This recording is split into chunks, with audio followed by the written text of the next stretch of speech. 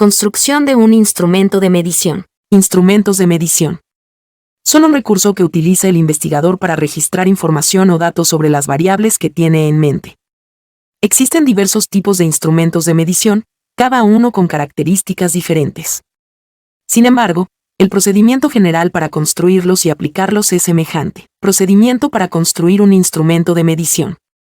Fase 1. Redefiniciones fundamentales. En esta etapa se deberán reevaluar las variables de la investigación, ver si se mantienen o modifican, el lugar específico donde se recabarán los datos, el propósito de tal recolección, quiénes y cuándo, momento, van a ser medidos, las definiciones operacionales y el tipo de datos que se quieren obtener, respuestas verbales, respuestas escritas, conductas observables, etc. Fase 2. Revisión enfocada de la literatura. Este paso debe servir para encontrar mediante la revisión de la literatura, los instrumentos o sistemas de medición utilizados en otros estudios anteriores para medir las variables de interés, lo cual ayudará a identificar qué herramientas pueden ser de utilidad. Fase 3. Identificación del dominio de las variables a medir y sus indicadores.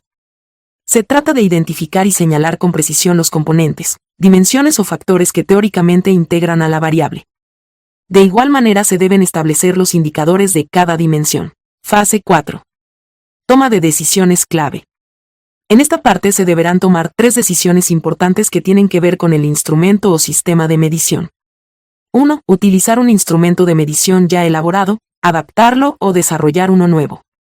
2. Si se trata de uno nuevo, decidir de qué tipo, cuestionario, escala de actitudes, hoja de observación, etc., y cuál será su formato, tamaño, colores, tipo de fuente, etc.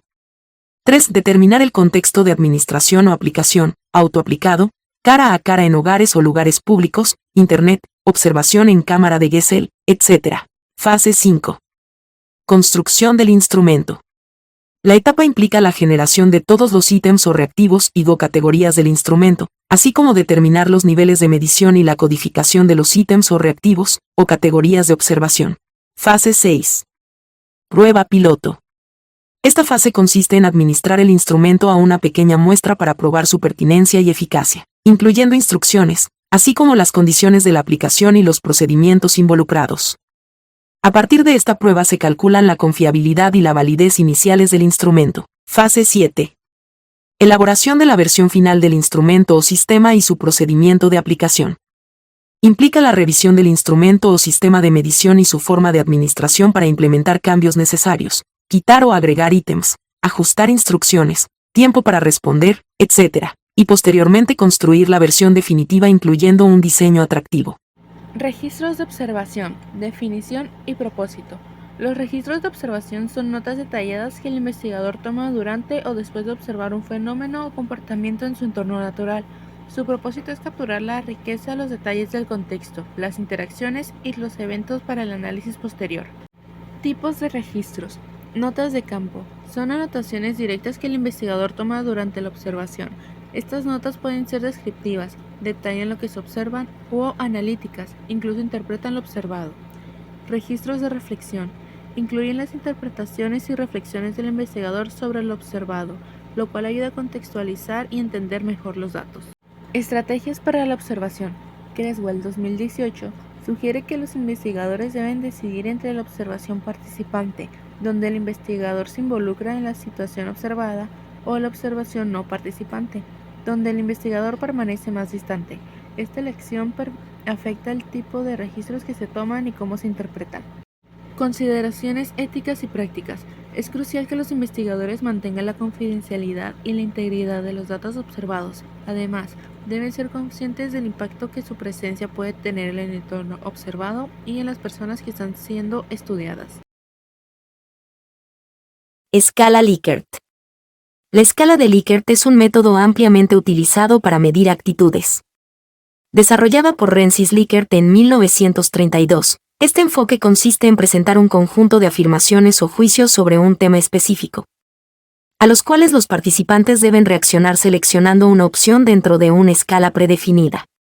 Generalmente, esta escala tiene 5 puntos: muy de acuerdo, ni de acuerdo ni en desacuerdo y muy en desacuerdo. A cada una de estas opciones se le asigna un valor numérico. Principales características. Las afirmaciones pueden ser tanto positivas como negativas, y la dirección de las mismas es fundamental para codificar correctamente las respuestas. La puntuación total se obtiene sumando los valores numéricos asignados a cada afirmación. Aunque se considera una escala ordinal, algunos autores debaten si puede tratarse como una escala intervalo, lo que ha generado discusión en la literatura.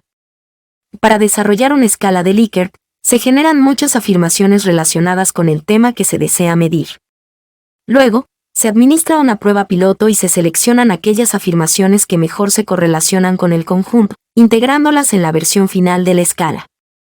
Y este método es especialmente útil porque no solo permite a los investigadores identificar sus participantes tienen una actitud positiva o negativa, sino que también facilita la medición de la fuerza o intensidad de dicha actitud, proporcionando así una evaluación más detallada. Cuestionarios. El cuestionario es un procedimiento considerado clásico en las ciencias sociales para la obtención y registro de datos. Su versatilidad permite utilizarlo como instrumento de investigación y como instrumento de evaluación de personas, procesos y programas de formación. Es una técnica de evaluación que puede abarcar aspectos cuantitativos y cualitativos. Características. Número 1. Es el instrumento más utilizado para recaudar datos. Número 2. Un cuestionario consiste en un conjunto de preguntas respecto de una o más variables a medir. Chastainov, 2009. Número 3. Debe ser congruente con el planteamiento del problema e hipótesis. Brass, 2013. Número 4. Los cuestionarios se utilizan en encuestas de todo tipo, por ejemplo, para calificar el desempeño de un gobierno, conocer las necesidades de hábitat de futuros compradores de viviendas y evaluar la percepción ciudadana sobre ciertos problemas como la inseguridad. Tipos de preguntas. Cerradas, dicotómicas. ¿Estudia usted actualmente? Sí. No. ¿Durante la semana pasada vio la final de la Liga de Campeones de Europa? Sí. No. Ejemplos de preguntas cerradas con varias opciones de respuesta serían: como usted sabe, todos los países desarrollados reciben inmigrantes. ¿Cree que en términos generales, la inmigración es más bien positiva o más bien negativa para estos países? Positiva. Ni positiva ni negativa. Negativa. No sabría decir. Tipos de preguntas abiertas. En cambio, las preguntas abiertas no delimitan de antemano las alternativas de respuesta, por lo cual el número de categorías de respuesta es muy elevado. En teoría, es infinito y puede variar de población en población. Ejemplo: ¿por qué asiste a psicoterapia? ¿Qué opina de las medidas de apoyo a la población que adoptó el gobierno para disminuir el impacto del último terremoto ocurrido el 10 de noviembre? Desventajas y ventajas. La principal desventaja de las preguntas cerradas reside en que limitan las respuestas de la muestra. Las preguntas abiertas proporcionan una información más amplia y son particularmente útiles cuando no tenemos información sobre las posibles respuestas de las personas o la que tenemos es insuficiente. Phillips y Aaron, 2013. Algunas preguntas. Una o varias preguntas para medir una variable. En ocasiones solo basta una pregunta para recolectar la información necesaria sobre la variable considerada. No es necesario incluir más. Las preguntas van precodificadas o no. Siempre que se pretende efectuar análisis estadístico, se requiere codificar las respuestas de los participantes a las preguntas del cuestionario. Y debemos recordar que esto significa asignarles símbolos o valores numéricos y que cuando se tienen preguntas cerradas es posible codificar a priori o precodificar las opciones de respuesta, e incluir esta precodificación en el cuestionario. ¿Qué preguntas son obligatorias? Regularmente, las preguntas llamadas demográficas o de ubicación del participante encuestado, género, edad, nivel socioeconómico, estado civil, escolaridad, etc. ¿Qué características debe tener una pregunta?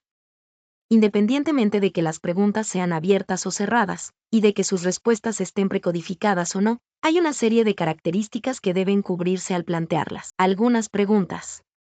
¿Cómo deben ser las primeras preguntas de un cuestionario? En algunos casos es conveniente iniciar con preguntas neutrales o fáciles de contestar, para que el participante se adentre en la situación. ¿De qué tamaño debe ser un cuestionario? No existe una regla al respecto, pero si el cuestionario es muy corto se pierde información y si resulta largo llega a ser tedioso. ¿Cómo se codifican las preguntas abiertas? Las preguntas abiertas se codifican una vez que conocemos todas las respuestas de los participantes a los cuales se les aplicaron. o al menos las principales tendencias de respuestas en una muestra de los cuestionarios aplicados. ¿En qué contextos puede administrarse o aplicarse un cuestionario? 1. Autoadministrado. Autoadministrado significa que el cuestionario se proporciona directamente a los participantes, quienes lo contestan. 2. Por entrevista personal. Las entrevistas implican que una persona calificada, entrevistador, aplica el cuestionario a los participantes. El primero hace las preguntas a cada entrevistado y anota las respuestas. Su papel es crucial, resulta una especie de filtro. Algunas consideraciones adicionales para la administración del cuestionario. Cuando se tiene población analfabeta, con niveles educativos bajos o niños que apenas comienzan a leer o no dominan la lectura, el método más conveniente de administración de un cuestionario es por entrevista. Ejemplo. En desacuerdo, neutral, de acuerdo. Requisitos que debe de cubrir un instrumento de medición. Entre ellas está la confiabilidad, que es el grado en que un instrumento produce resultados consistentes y coherentes. Los procedimientos para determinar la confiabilidad son medida de estabilidad, método de formas alternativas o paralelas, método de mitades partidas y medidas de consistencia interna. Luego tenemos validez, el grado en que un instrumento mide la variable que pretende medir. De ella derivan distintos tipos de evidencia, como la validez de contenido, validez de criterio y validez de constructo. También la validez total, que es la consideración de los tipos de evidencia. Y por último tenemos el requisito de objetividad, que es el grado en el que el instrumento es permeable a los sesgos y tendencias del investigador que lo administra, califica e interpreta. A manera de concluir con el tema, la construcción de un instrumento de medición requiere varios pasos claves. El primero es fundamentar y definir claramente el propósito del instrumento y los aspectos que se desean medir. Luego se deben de seleccionar indicadores pertinentes que reflejen fielmente esas variables. Además, es esencial garantizar la validez para asegurar que el instrumento mide lo que pretende y la confiabilidad que asegura la consistencia de los resultados a lo largo del tiempo.